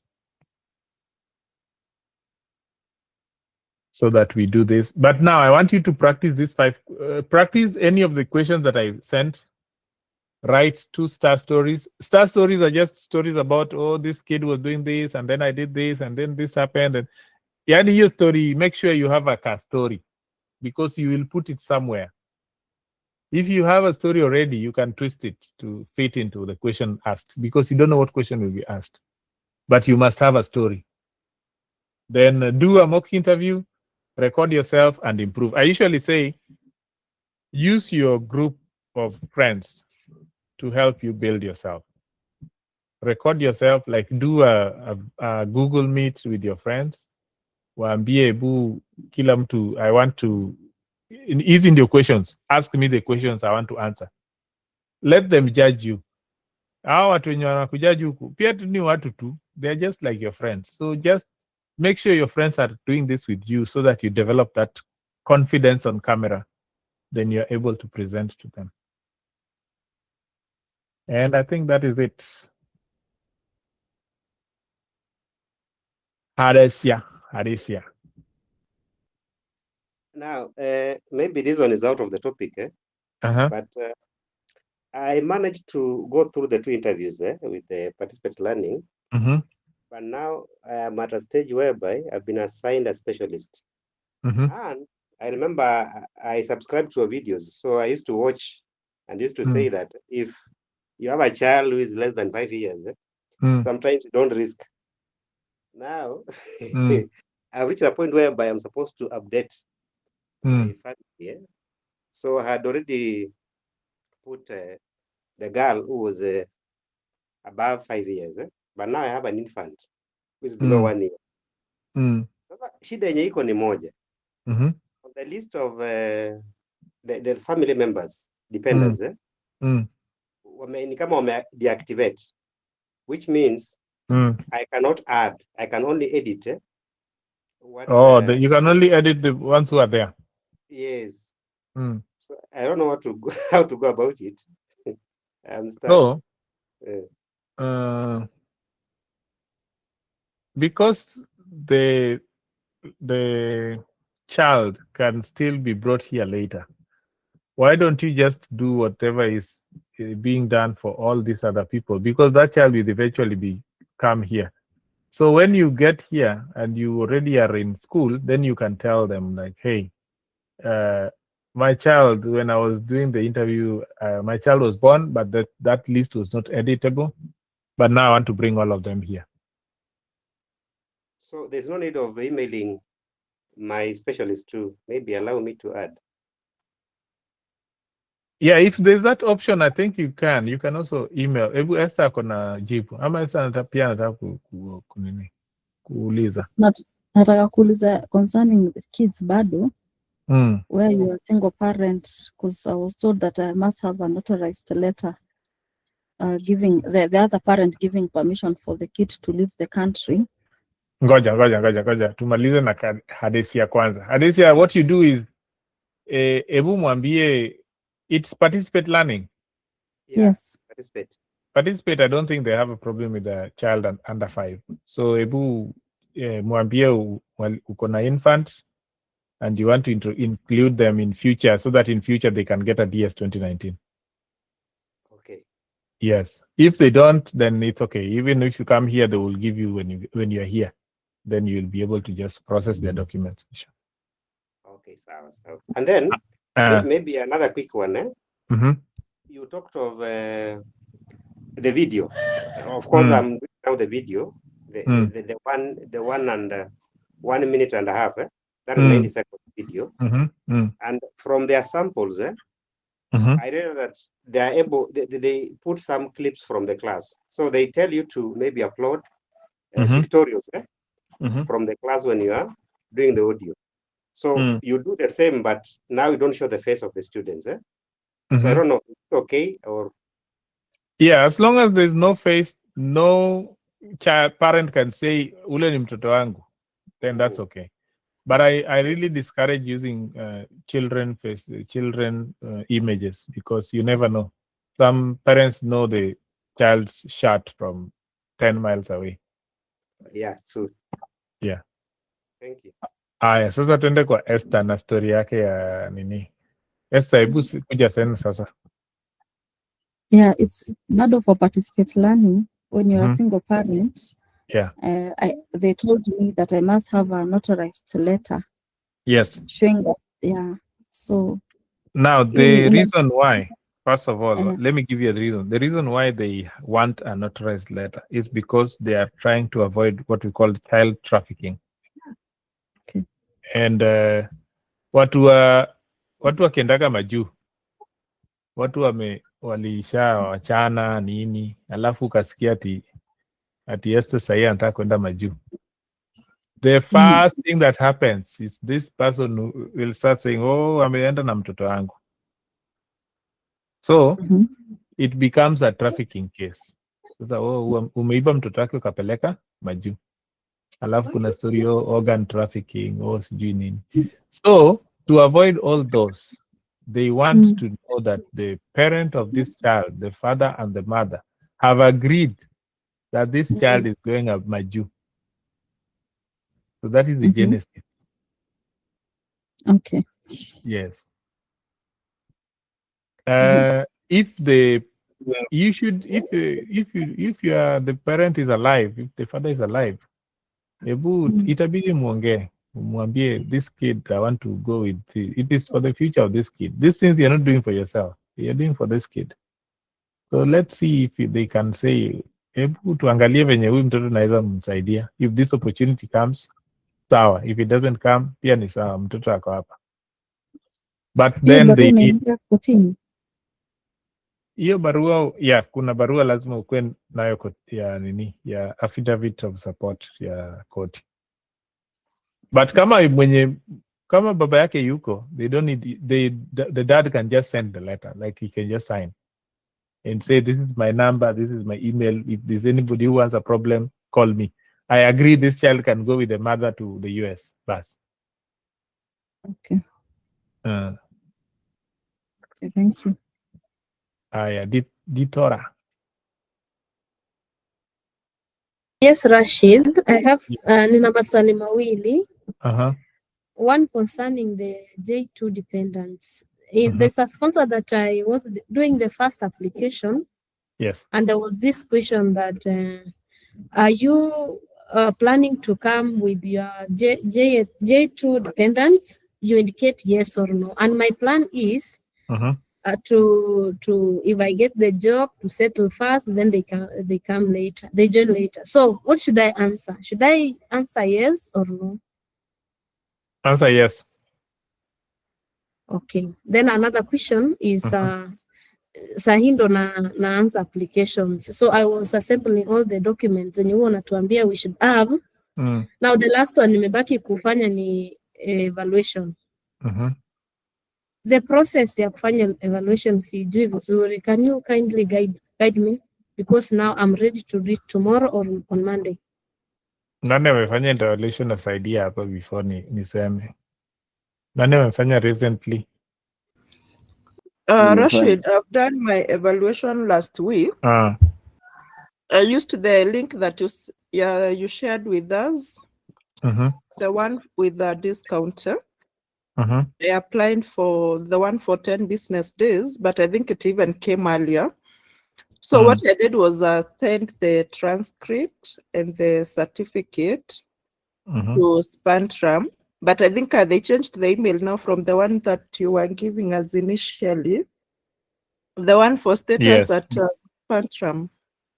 Sai kuna ingine ya verification. When you follow the link, you'll see it. Okay. And then after that, now you send another email to the school that you are, whether it is KU or whichever university, you ask them to send the document. So the university actually responded very fast, like within 2 days they had sent the documents. And then I got the feedback from Spantram. Like it took like around 4 or 5 days. Sawa. Aya, nimeweka your link kwa nini? Kwa group sahi. So you'll be able to use that. Excuse me, Rashid. I was asking, is it possible to share contacts amongst ourselves who are in this meeting? Also, we want to get contacts from those who are applying with the participate learning, because I'm also in the process and I'm in the initial stages. Unlike some kind of them, I've heard there is an interview of 1.5 hours. What? Would it be prudent if I ask for their contacts through this platform? Kuna shida, si wakitaka kupeana wanapeana tu. Weka tu kwa chat. Sawa, thank you. Mi sina shida, mi am just a convener. Aya, twende kwa nani kwanza? Kwa Michael. Michael, sema. Okay, thank you Rashid. Sasa mimi nilifuata masharti yako yote yale ya kufanya evaluation kwanza. In fact, evaluation yangu ilikuja within 2 days kwa sababu somebody connected me to a person who works in the examination board ya University of Nairobi. So nikapiga tu simu direct, then akafanya, akatumanisha. Kesho yake nikapata matokeo. Na nikatuma kwa Faces. Then Faces wakajibu immediately after 1 day, wakaniambia saizi maybe nijaribu next time. So I wanted to know maybe nini inaweza kuwa ilikuwa sababu. I've shared with some people. Wamesema maybe niliinclude mtoto mwenye ako na less than 5 years. Sasa pia nataka nijue agencies gani ambazo haziruhusu watoto ambao wako na less than 5 years. Na ni ukweli uli include mtoto wa less than 5 years? Ni ukweli. Ako how many years old? Mmoja ako na karibia 3 years, mwingine ako na around 3 months. Hiyo sio sababu. But only Faces has that restriction. Hao wengine they don't have the restriction. Okay. I think it might have been something on your motivation. Uliandika ti mbona unataka kuja huko? Hiyo part nye unapeana something about hiyo story. Hiyo ndio inaweza kuwa ilifanya. Sijui uliandika nini. Do you think you did what we have discussed here? Maybe sikuwa very natural the way you have said. Ulitumia AI. Possibly. Ni ukweli. Yes. So that might be one of the things. It might not be about the kids. It's just those small issues. Okay. Yeah, and I've told you, sahi, ukiandika barua usitumie AI. Just write the letter first and let AI do the editing. That is when it will be a nice letter. But if you just say, write for me a letter for an international teacher, huyo mtu ataangalia tu hivi aseme hii ni AI. Iwachana nayo. Ni sawa, at least hii session imenisaidia sana. Sawa, nimefurahi. All right. Nancy? Okay, thank you very much, Rashid. I'm a primary school teacher. And most of the times I apply, I go for elementary. So there's one I did with We Dare to Teach. We were called for a Zoom meeting And one of their subject areas, they specialize on pre-K, early childhood, SPED, bilingual. They were very specific on what they are taking, the subject areas they're taking this year. So I didn't see elementary, but they talked of early childhood. So I don't know whether somebody who's done. I've done early childhood, bachelor's in early childhood, but while applying with them, for me to be included in the Zoom interview, I wrote elementary. So I don't know whether we can be allowed to change, or the early childhood as a subject area is just the same as elementary, because going through search, I saw it's something like from grade, it reaches grade 3, but elementary is up to something like grade, 5. some states take 5, some 6. I saw something like that. Yeah, early childhood is mpaka grade 3, elementary is up to grade 5. So if they want, but you can change, you can keep. The only difference in early childhood is that early childhood they teach all subjects like math, science, nini, yani mchanganyiko maalum. Then elementary they now specialize that yours mean your math and nini, mean your English and nini, you know. That is the only difference. Otherwise you are all the same people. So while doing the elementary, I'm supposed to specialize, because my evaluation specializes on I was given mathematics and science. So when you're doing elementary, you should say math and science, yes. But most of the applications I've been doing, you find out of the subjects, after writing the elementary, you find the next step, then there are elementary. Hakuna subjects like. Hiyo ni sawa. Hiyo pia ni sawa. So like, you should just indicate elementary. Yeah. Because I've seen watu wanakuja hapa kufundisha class 4 wanapelekwa nursery. Wanaambiwa hapana, wewe rudi kwa nursery. Or anakuja kufundisha nursery anapelekwa class 4. Because for them it's the same thing. They kind of just consider it as the same thing. Hiyo degree ni moja tu.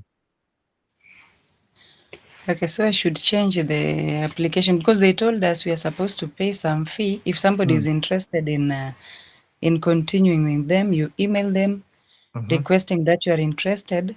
Then we are supposed to pay some fee, that is 250 USD. Then, but then I applied. Now my issue was I applied for elementary, but there are subject areas which they say they are taking this year, because they were very specific. They say they didn't want to put somebody on the list of waiting for long, but now they're specific with the subject areas they are taking, which they say they are taking for Virgin Island and Illinois, but they were specific on those ones. So should I change, or I just continue with the hizo subject ulisema ni ELL, which you don't have. They talked of pre-K. Pre-K. They talked of pre-K. They talked of early childhood. They talked of SPED, bilingual. But when you were early childhood, so umesema nini yako ni early childhood? Yeah, me ni early childhood, but initially I applied for elementary with them. No, you qualify. Ebu just change it to what they want. Okay. You qualify, yeah. Okay, thank you. Twende kwa Roslyn. Okay, thank you. Now my question is, I've been doing some direct applications to districts. Now there is this question that keeps on appearing: are you eligible to work in the US? And then there is the question that follows: will you need sponsorship?